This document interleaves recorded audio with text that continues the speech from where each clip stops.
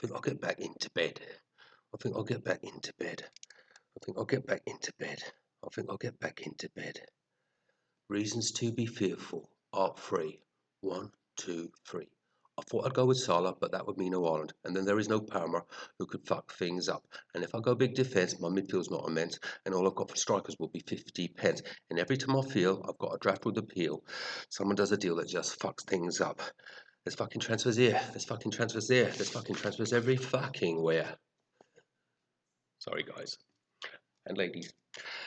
Those that know me, those that were with me last year, know I am prone to moments of madness, and that was one of them. What are we going to do today? What are we going to do? It's 7 a.m. in the morning here, I think, something like that. And I have been wrestling with my... Oh, there comes the sunshine. I've been wrestling with my Salah draft. Lots of thoughts on this, lots of thoughts. Okay, I think that's okay. I think you can see me clear enough. Yeah, been putting a lot of thought into this. So, as you know, those that are following me, I started out with a no Haaland Salah draft, which had a lot of appeal. Had a lot of appeal. Big strength in depth. Brilliant bench for a game week 1 bench boost. Which, by the way, I think a lot of people are leaning that way now, aren't they? I think I'm going off the idea. I'm going against the grain. I know. But I'll talk a little bit more about that in a moment.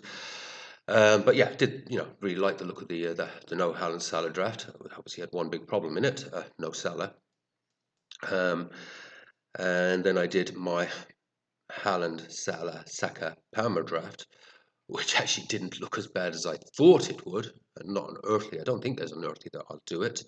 And now, as I said, I've been working on this Salah draft, which I'll show you in a minute. I'll get to it in a minute. It's the main point of the video. But I'm just going to talk a little bit to where I thought I was maybe 60 or 70% sure that I was going to go with a Salah draft until I did my no Haaland Salah draft. And as I've done this Salah draft, I think I'm very, very, very 50-50 at the moment. If anything, maybe just leaning slightly towards the no Haaland Salah draft. Here's some of my thoughts around it before I get into the main point of the video, the actual Salah draft itself. Salah versus no Salah Haaland. I'm back to writing on my scribbledy bits of paper, as again a few of you will be familiar with. God, that sun is going to become annoying, isn't it? Yeah, we go. That's better. There we go. Pros. The no Salah Haaland draft, you're going to have that major strength in depth, obviously, and really can set nicely up for that bench boost game week 1 if you choose to do that. Salah may do well. Record-breaking season last year, average 9 points a match. At one point it was up to 12-13, but he had that big drop-off in the last 12 game weeks of the season. But let's take the game week average of 9 points. Can that be made up elsewhere? Knowing that we'd probably have that captain's armband on him as well, so that 9 points is averaged. And I think most of us caught that across the season. Doubling Salah's points for most of the season. But is he going to do as well as that was a record-breaking. That was an outrageous start to the season. Outrageous. Is he really going to repeat that? That really felt like a one-off. How long has Fantasy Premier League been going for? And no one's done that before. Is he going to hit those 15, 17 pointers week on week again? He might do. But the law of averages says that he won't. He still could do very, very well. He might get a goal, and assist, but he's going to do it every week. Don't know. Averages say across FPL say, but no one else has done it before. So is he going to do it 2 years in a row? We're all going to lose Salah from game week 16, 17, Africa's Cup. And we'll get our 5 free transfers, and we'll be needing to get Salah, and we'll be needing to then, strengthen across other areas of the team. So if you've gone with no Salah or Haaland, up to that point, you'll have been able to, build decent squad value much more easily, I think, because you'll be able to, say you do have a Palmer and Saka hits a run of form, then you can buy into Saka and his value goes up. And if his form drops off, you can, easily buy into whoever you want, really. Basically, you can go wherever you want. I mean, maybe you need to get to Haaland if Haaland hits a hot streak. So you could do that a lot more easily with fewer transfers. Maybe even one transfer. If it, as I say, if it's say you've got Watkins because you've been able to afford Watkins, and you want to go to Gokeres. You know what I mean? Understand what I mean? But you'll be able to hit those hot streaks, build squad value, move players around much more easily and quickly, rather than if you've got a midfield, a defence that's made up of 4.5 millionaires and 5 millionaires, and a midfield that's made up largely of 6 and 6.5 million players. Going to have better rotations, obviously, when you do have injuries, so it lessens the chance of having to take hits, which is my own philosophy: take no hits. So if you've got a better bench, you've got to have better rotations and less chance of for having to take hits if you get multiple injuries in your team. If it goes pear-shaped, as I said in the last video, can always wildcard. Can always, wildcard if he is hitting that 16, 17, 18 points per game. Some damage is done, but as I showed last year, it is recoverable. And you can always do an early wildcard to dig yourself out of the hole. So those are the pros. The cons, of course, no Salah. Scary, and he will be on most weeks the best captain. And I guess the big con of having no Salah is having to get a Valium prescription for hiding behind the sofa every weekend. So those are my thoughts. I think I could be proven wrong on this.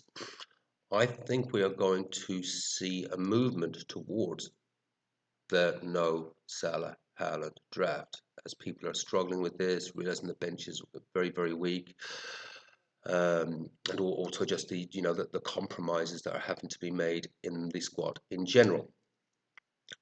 Saying that, I have done my Salah draft. I don't mind the look of it. I think it looks reasonably strong. I personally will not bench boost. If I go the Salah path, I don't think I'll bench boost in game week 1. I think I will at least try and build squad value and maybe do it when I do my wild card, or when we get the 5 free transfers at Africa's Cup time and we move Salah out and can actually get have a stronger overall team with that extra money and do a stronger bench. I think that's where I will go. Now, always reserve the right to change my mind. There is definitely a movement towards the bench boost game week 1. Get it out of the way, get it done. I think I'll hold on to it. If I go this path. Anyway, there is the Salah draft. I'll talk you through it. And be interested to know your thoughts. By the way, the FPL Don't Panic League code, bottom corner there. Thanks, Tipperary Boy, for pointing out to me it wasn't actually showing up very clear in my last video. Really appreciate that, mate. Thank you. So that's a lot clearer there. Love to have you guys on board. I have decided on the prize for the best name. So there's a running competition for the best team name.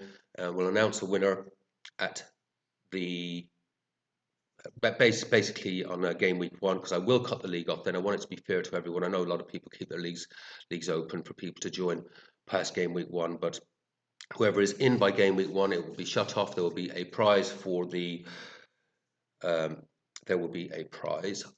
best team name, and there will be the weekly Bishop Brennan's Cup award for whoever has the best score in a given game week. But I have decided I will remove chip points, so again, to make it fair, so it is actually just the pure team. You play your chips, you get your big points, etc., but it will be based on the highest score, but with points gained by chips removed. So it's it's a pure team basically. And I have will also do a prize, which I have decided what that is as well, for the end of the season, the overall league winner. So love to have you on board if you want to join the league. Anyway, into the main topic du jour, my Salah draft. What do you think? Okay, Kinski. I've got Kinski starting in goal. We don't even know if Kinski will be playing, but Thomas Frank has pretty much stated that he likes Kinski. So maybe he will take over from Vicario. So I think there's a chance there of a 4 million playing goalkeeper. And if he doesn't play, then he just drops your bench. And Kelleher can come in. And again, I rate Kelleher. Brentford obviously seriously weakened as a team at the moment with the loss of Mbemo. Wizard looks like he's going away as well, but there haven't been, as far as I'm aware, correct me if I'm wrong, any transfers out of that defence. So that should be that should be. I said Thomas Frank, didn't I? Yeah, sorry, yeah, sorry. Back to Kelleher. Yeah, Brentford. Get me because obviously Frank is at Spurs now. But Kelleher, great shot stopper, really good shot stopper. Did really well for Liverpool last year whenever he came in. So, and a 4.5 million keeper. Probably be my choice at the moment. There's one or two other options there if we're going for that 4.5 keeper. But if we get really lucky, maybe we can have a 4 million playing keeper with Kinski and a really good 4.5 million in Kelleher. And as I said, that Brentford defence, I don't think it's been too much weakened. The team as a whole has been weakened, obviously, with the loss of Mbemo, and Wizard's likely to go as well. And the lad that went to Arsenal, you know who I mean. But they recruit pretty well, Brentford, and there's been a few times over the years where they've sold really good players. Ivan Toney would be a good example. And they've done really well. They've done really well, and someone always seems to step up. So maybe that'll be a Shade, etc., etc., etc. Defense, okay, not bad, I think. Given we've obviously had to go low budget, Udogi, I would have liked a Porro, but we can't have a Porro, so we'll have a Udogi, and I think Udogi's not a bad option there as well. Van de Ven's another good option, and maybe better from the new defensive bonus point system. But go Udogi. I like, I think that maybe better chance of attacking returns out Udogi. Wan-Bissaka obviously did very well for West Ham last year, Player of the Year. And started doing what he wasn't doing at United, really playing that wing very well and getting a few attacking returns. Gone Virgil van Dijk, so I've got off my Frimpong train just for the time being. Maybe there is just that little bit of risk with Bradley for minutes, so we'll see how that settles in. But the reality is that Virgil would have been the leading point scorer last year if the new point system was in place, the bonus points for defensive actions. So I think it's a really solid pick. You could go Gabriel as well, and that wouldn't be a bad option. And I may look at some of the numbers around that Gabriel's defensive actions, etc., to see how they would stack up. But Virgil, really safe bet, and good fixture, really good fixture. Midfield, so we've got the Liverpool double up with Wirtz and Salah. Yeah, love the look of that. I really think Wirtz is going to do very well. And Salah is Salah. And they've got some very nice fixtures. We've got Cole Palmer, again, very good fixture, and Chelsea have good fixtures going forward. In fact, I think they've probably got the best fixtures of all teams, probably for the first sort of 5 or 6 games. Because everyone's got quite that mixed bag. No one has that nice run of green, but Chelsea are showing good form. I really do like how they looked during that Club World Cup, starting to keep clean sheets, and that's probably what I'm missing in this defence, probably. So potential to look maybe at a Cole or someone for that defence as we tweak things around. But certainly Palmer, if he comes out of the blocks like he did last year, and then it obviously fell away, and as I mentioned in my last video, he alluded to that he had some personal problems last year.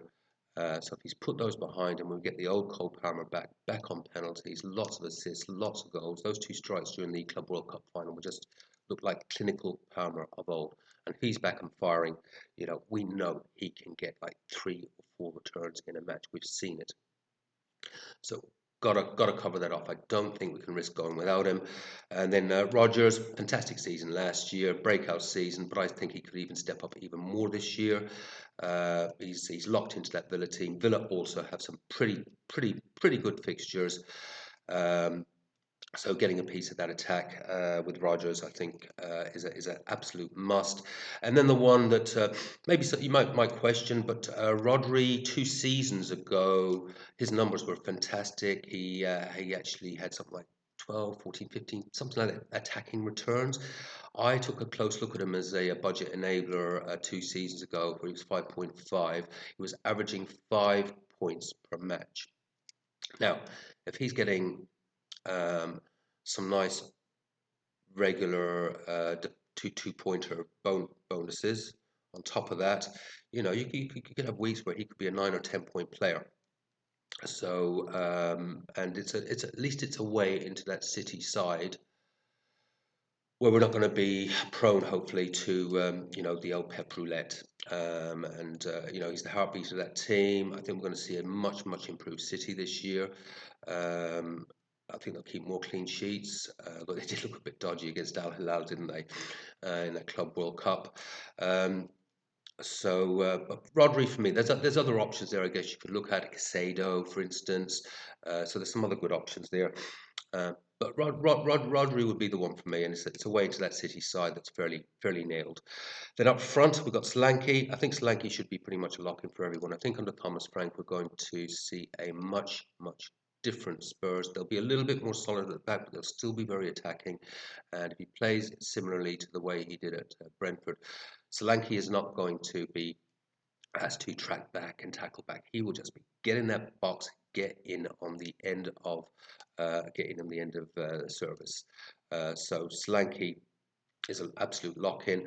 And then Watkins, to me, Mr. Reliable, absolute Mr. Reliable.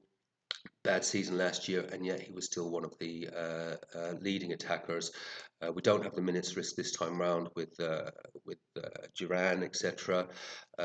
So yeah, it's Watkins. You know, just look back historically. He is consistency itself. Bench very light. As you saw, there's my tissue there. As you saw in video I did a few weeks ago, where I analysed the top 50 from last year in Fantasy Premier League, and put a big sort of focus in on the top 5, but then spot checked across the top 50.